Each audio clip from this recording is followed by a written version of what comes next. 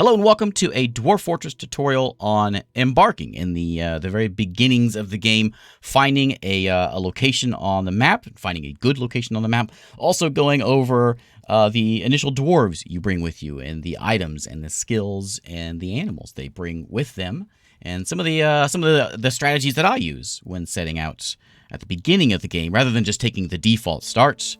What we can do to customize things just a bit. So first off, we're going to look at our world map here. I've generated a new world map here for us, and we're going to look over some of the things here and what to look for when selecting a location for your fortress. All of your information that you need is over there on the right-hand side in this box over here. So for instance, I was pointing at a sandy spot here. This is the Dune of Spots, they call it, the land of clobbering. This is a sand desert. It is warm temperature, which means we probably won't have any freezing going on. So if we start by this river here, it probably won't freeze in the wintertime. There are scarce trees. It's a good idea to have some trees because we need those for beds, of course. Other vegetation would be like yanking stuff out of the ground. This is all surface level stuff. And the surroundings are wilderness surroundings, which is a step up from calm.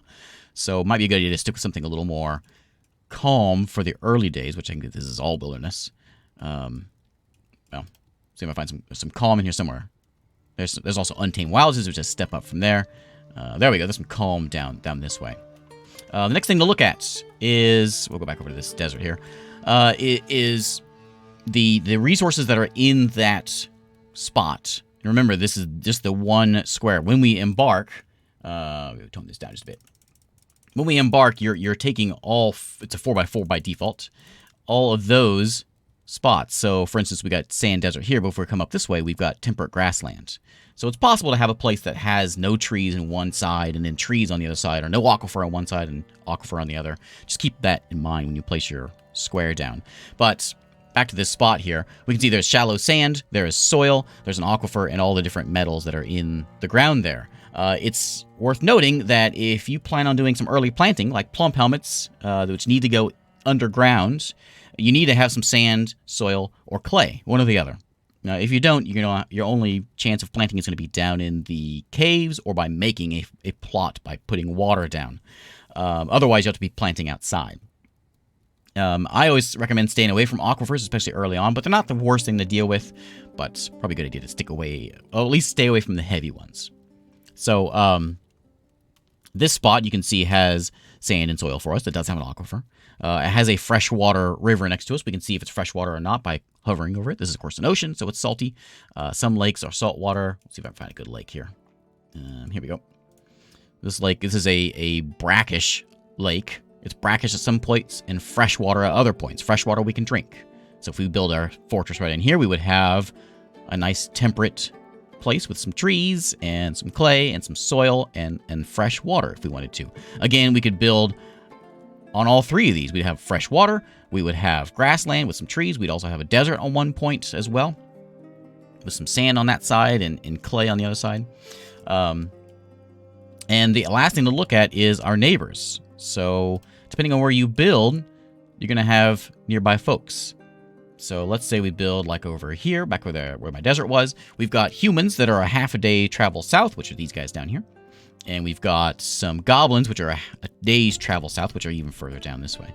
And we're hostile with those goblins down there. So you'll probably have some goblins showing up before too long if you were to build here. The first button we're going to look at here is our Choose Origin Civilization. So there are 5 different dwarven civs in the game. And you can choose which one you want to be part of. And where this comes in is it's a good idea to build near your dwarves. For instance, let's say we want to build on this island over here. If we were to do that, depending on which civilization we take, we're going to be cut off from getting migrants and also getting trade from anyone if we're out here on this island by ourselves. And so it's a pretty difficult start. So make sure you are in the same landmass at least of your dwarves. Good idea to just kind of stick somewhat nearby. The other thing we're going to look at is, of course, we can unreclaim or retire or unretire or reclaim. If you have a site you want to take over, I wouldn't recommend doing this early on. But if you build a fortress, leave it, and come back, you can do that here. Find Embark location. We can go and select, let's say we want a place, let's say we don't want an aquifer. We can do that. We can hit begin, and it'll slowly work its way through here. and find some spots that don't have any aquifers. It takes a little bit. Looks like we've found a few already. We can hit stop here just to get it going. And we found a spot right here. So all of this right here, right click here, all of this is no aquifer. You can see there's aquifer outside there, but in this green area, or nearby at least, there is no aquifer. We've got humans to the southwest. We got goblins to the southeast, which we saw down this way. I know there's another one over here as well. So we're going to go look on this side, because this is a little more exciting, because we got goblins, humans, and elves all nearby. So let's go ahead and embark. Let me do one more thing. I want to show the cliffs and grades. I got a lot of questions with one of my fortresses where I had like the river was kind of carving through the mountains and I had a good canyon start. And this is how you can find those. We got elevation here, which basically shows that, but it shows a little more detail. You can see the dark and the light colors a little better. So clearly you can see the river carving through here. Cliffs and grades is the best way of seeing it, but like right in here, if we want like a nice cliffside fortress, this would be a good spot for it. And it's in mountains, though, so it may be kind of tough to get it in there. But we could, like, tuck it in. You can't do only in mountains, but if we were to tuck it in, like, over here, we would have grassland on the northwest corner, and then river on the southeast corner. And that would work. As for your size, I typically go a little smaller, just because when the fortress gets bigger, it's going to be... it's going to get slower and slower the bigger the fortress gets. So, if your computer's a bit older, choose a bit smaller embark size. But we'll go ahead and start here. We got sand, we got soil, there's no aquifer. We've got that river kind of carving through in the very bottom corner there. We've got trees in the northwest, even though they are sparse. And of course, we got our metals. So let's go ahead and start here in the dangerous prairies, in the land of clobbering. All right, we're not going to play now. We're going to go prepare carefully. The other buttons over here, we're going to leave alone. But if you want to have a nice, calm experience with only wild animals to deal with, then you can turn enemies off. You will still get some excitement, but not raids and sieges and stuff like that. The economy all plays into how much your fortress is worth. Depends on how many migrants you get, and you can turn that off. But we'll leave it, or you can turn it on a hard, I guess. But we'll leave it at normal for now.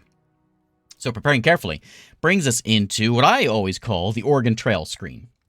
So we've got two sides of this. The left side is what we have, and the right side is what we can bring. So dwarves... over here, these are our 7 dwarves we are bringing with us. Right now, they know nothing. They are all dumb, and they don't know anything, and it's our job to give them skills. We have items. We have 544 points to spend between items and animals to bring with us in this fortress. It already has given us the basics, and this is just the basic start of some axes to chop trees, some picks to mine in the mountains, some wine, and some seeds, all the basic stuff. We'll start with our dwarves first off.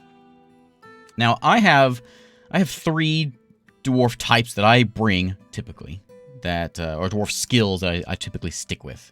The first tab here is the crucial skills, which typically I ignore most of these because, like a miner, you can bring a miner with you, but in 10 minutes of the game, you're going to have a good miner if you start digging into the mountain. So they will learn pretty quickly to be a miner. So none of these are really that important. The only one that really is only slightly important is a planter.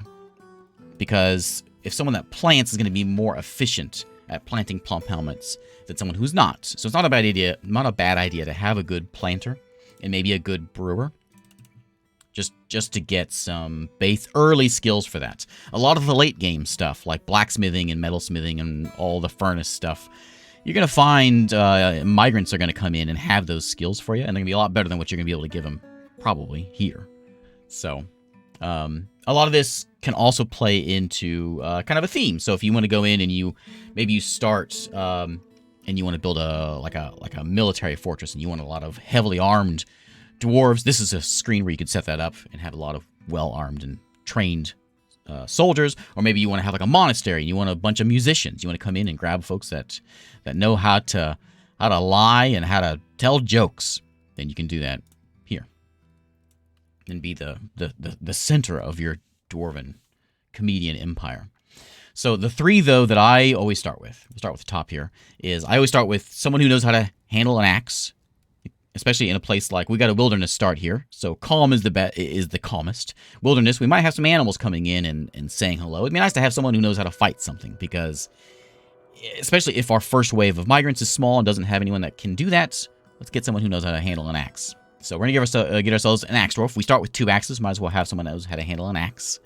We're going to get some, we make sure he knows how to handle armor. We want him to be a fighter, and we want him to know how to dodge.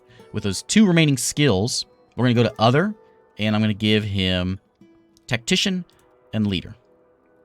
And that way he can be my militia commander whenever we start the game up, and he'll train some of these skills to everyone else. Next guy down is, that goes alongside this guy who fights, is someone who knows how to heal. So we want to get ourselves a doctor, which is going to be in the other tab. And we want someone who can dress some wounds, diagnostician, surgeon, bone doctor, and suturer. And this is going to be our doctor, so if something happens, we got someone at least that knows how to do this stuff. It's not really that important, but, well, I think it is important. Because if you don't get a doctor in your first couple waves of migrants, you need to have someone who knows how to handle that. The third one that's important, in my opinion, is I like to group this guy all together. You can separate this out into multiple dwarves, but I like to have my expedition leader, well, my manager, my bookkeeper, and my broker all the same person to start with. Later on, migrants will come in. You'll have someone who's really good at appraising, and he can be your bookkeeper. But for now, I'm going to grab Nookrium here. Actually, I'm going to grab Sodal down here. And he's going to be, we want appraising, so we can handle the books, and he can tell you better how much, a better value of what you're trading. The organizer can be my bookkeeper and keep notes of what resources we have. The record keeper, same thing. And the judge of intent is also same thing that goes along with the trader. And you can see he marks him as a trader. And if you're not sure what you're getting here, you'll see that they will actually gain that skill. We can also give him something like a negotiating skill, is also probably good for him. Or maybe one negotiate, one persuader. So he's got all the basic skills to cover those 3 jobs, broker, bookkeeper, and manager.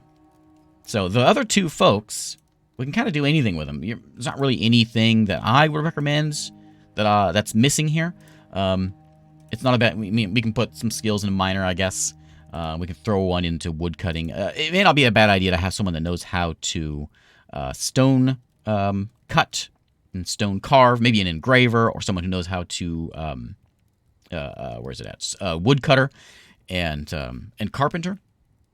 That way, the early stuff that you make early on in the game, maybe if you have a good carpenter, you'll have someone that knows how to make some pretty good, like nice looking beds, because that'll improve the moods of your dwarves. So there's nothing stopping you from spending all these skills. So yeah, spend away and find something to use the rest of these skills on. Cook is probably a good one to grab. And a fisher dwarf is also a good one to have. So if you have anyone else that's not doing anything, have someone, we'll give it to, I guess Nookrium can do it. Have someone that can do a fisher dwarf, because he'll run off. If you're at a spot where there is a river, he'll run off, get some fishing done, take care of your food problems. Next tab we've got is animals and items. So we got 544 points to spend on these items. The ones that they give you, I could embark right now and I'd be fine. They give you all the basics here. I'm going to go and see if we can fix this up a bit better for us. So I typically don't deal with cave wheat, so I'm going to get rid of those. I don't really deal with sweet pods initially. If later on we want to grow some rock nuts, we can. We can just get, our traders will come in, we'll buy some seeds from them. But for right now, I only need plump helmets and pigtails. I'm going to bring a few more of those. Now, there's a bit of a gamey aspect to this, where you can bring a few extras. And if you bring like 20, you'll get a couple bags of them. But if you bring 21, you basically get a free bag with 1 spawn in there. I won't gamify it this time, but we'll just stick with like 20 and 10 for a nice basic start here. Some of these things that they bring are kind of expensive that you can make pretty quickly, like a wheelbarrow. It takes no time at all to make one of those. So we're going to take those off, plus they're expensive. Wheelbarrow, stepladder, crutches, splints. We can make them real quick at a carpenter shop. Buckets. And we'll do all that pretty much immediately, and it gives us a lot of points to spend. Quivers are difficult to make, because you have to have a butcher, you have to have a tanner, you have to have a leather crafter, and you have to kill something that gives you leather. So it takes a lot to get to. Ropes, thread, bags, these are all pretty important stuff that take a little bit more effort to get, so I'm going to leave those around. I'm going to bring a few extra plump helmets. In fact, I might bring like 30 plump helmets. Well, if you want to be gamey, you can go 41, but we'll leave it at 40. We'll bring a little extra food, just enough to kind of like, I don't want to worry about this stuff early on. I'm going to bring a little extra booze as well, just to kind of like get us started here. And I got plenty of points to spend. There we go. We've got 2 picks and 2 battle axes. I do have a soldier, so I could grab an extra battle axe. Everything that my empire, my civilization has is over here. So let's say we want to go ahead and arm that guy up. We can go ahead and bring a well, iron's expensive, but we can bring him like a bronze breastplate, and we can give him a copper hat. These are all, this is Metal Gear, so it's going to take a little while to get to this stuff. Bring him a copper gauntlet. And some copper boots. And that way he's got some basic things, which is kind of expensive. But it'll at least get him, at least one guy will be well armed and decently trained to fight something that comes at us. So I got 400 points left. Let's see what kind of animals we can get. There's 3 kinds of animals I like to have. I like to have a couple dogs. I like to bring a boy dog and a girl dog. We don't need to bring a hunting dog or war dog because we can train them. So we'll bring 1 boy, 1 girl, and we can use them for hunting or for war. We'll get them trained up. I like to bring a couple cats. Cats are good at keeping... actually, I bring cats for 2 reasons. Cats are good for keeping vermin out of your food stocks because they will eat your food. And the other reason I use cats... I am a cat person, so this hurts a little bit, but they're a very good source of fat and leather. I'll leave that at that. So, the other option is to bring something that you can farm that will give you that fat and leather. Something like reindeer or water buffalo. Let's go. The last thing I'm going to grab is a turkey, because turkeys will also give us leather, and they'll also give us eggs. So we'll bring 1 hen. Actually, we'll bring like 3 hens and 1 gobbler. So we've got a source of eggs. We've got a source of vermin catching. We got a source of hunting assistance for these guys. I got 300 points left. What am I going to spend the rest of my points on? Well, this is where we go into farming. What do we want to farm? If we want to go into the caves and live in the caves, then you have to find a spot to pasture some of these. So like donkeys and cows and sheep have to be outside where there's grass. Well, not necessarily outside, but they have to be where there's grass. And so that might restrict you depending on where you want to build. And so you could just go into more turkeys and focus on that. It's not a bad idea to go something with like llamas or sheep, actually pretty cheap. Because sheep will get you meat, they'll get you soap, because you'll get the fat from them. You can get yarn or wool from them as well. So they're a multi-purpose thing. Plus, of course, you can breed them. So we'll take some of them, but they are going to have to be pastured out in the outside somewhere. So there you go. You've got something to help with hunting. You've got something to keep vermin out. You've got something to give you some food, and you've got something that will supply both a meat, fat, and a wool source. Do we have elephants here? No, these people. So each civilization has different animals, and so these guys don't have elephants, but elephants are very expensive, but you can train them if you want. Alpacas are the same as sheep. We can do something with them, but as far as wool or whatever, but they're fine. So I still have 200 points left. I could bring a few extra sheep if I want to really go all in on the sheep farming or cats. With the extra 200 points, though, I think what I'm going to do is I am going to bring an extra pick, and we'll bring a bit more booze just to save a little bit of time having to worry about this kind of stuff, and a few extra plump helmets as well. I'm just going to top off on plump helmets. Like, you can never have too many plump helmets. Remember that we're going to turn off cooking of plump helmets, so those 60 plump helmets are going to turn into 60 plump helmet spawn as well once they get brewed. I'm going to bring a bit more thread, because thread is a pretty valuable source, and I got 2 points left. I'll go something like that. So there we go. Spent all my points, got all my animals, and my dwarves are mostly skilled. Last buttons here is we can change our fortress name. This is all just for flair, just for you. You can change, you can randomize this. We got play channels of ale, they call it. We can say play channels the Abbey of Ale. Sure. My group name, we are called the Basement of Goals, or maybe we call ourselves the Rock of Charming.